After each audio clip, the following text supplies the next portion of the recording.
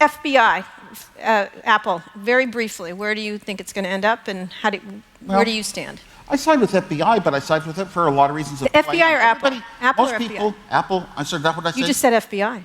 Apple versus FBI. Yeah. Apple versus FBI. Most people take a side based upon things that they feel in their life. What side am I on? I've got to be on the pro-police side. I've got to be on the pro, I don't know. Apple. Yeah, the Apple side and what it represents in terms of our civil liberties, sort of thing. So, and I have also in my background, I was network administrator, system administrator for a good period of my life. And I'll tell you, whenever anybody types a password, you don't even look at them type it. You start to respect the security that you can build into things. Cybersecurity is like one of the greatest threats we have now, and some of us actually respect it. And here's a company that built products that said, it is a secure product, we don't even have access to it, and they told the truth. This is one of the greatest companies ever. Here's Trump saying, we got to make America great, but we got to boycott Apple, companies like Apple that are American. So I take the side that a lot of the big technology companies are taking, that no, you go and you modify one phone. What you've done is you've given FBI, you've given the government the right to come into any company, anytime, say you have to build your product a certain way. We build the products that we think of, and we use our brains to build them, and we don't want that. Thank you. Palmer, do you have an opinion? Facebook's been on Apple's side. Any? I'm a proud American.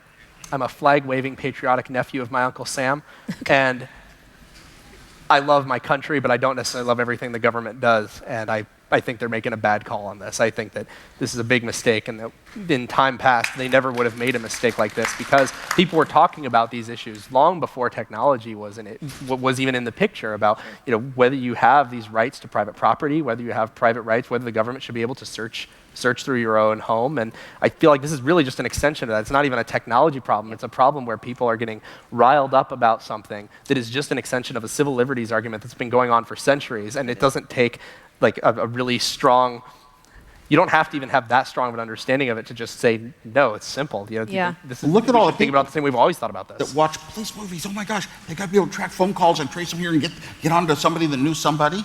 Well, they've got all that. Even in this particular case with the FBI versus Apple, they know every phone call they made, every SMS contact, what the SMS messages were, and there were no contacts with any known terrorist group. And I think the FBI's a little embarrassed about that. And I think they chose the wrong hill to make a stand on too. There are better people, better cases they could have chosen. Edward Snowden. There are a lot of programs you can buy that you use on all your products and phones that makes your communication secure. We're always thinking, they got to find out who they're communicating with, what they're saying, who they're talking to. That's how we're going to solve crimes.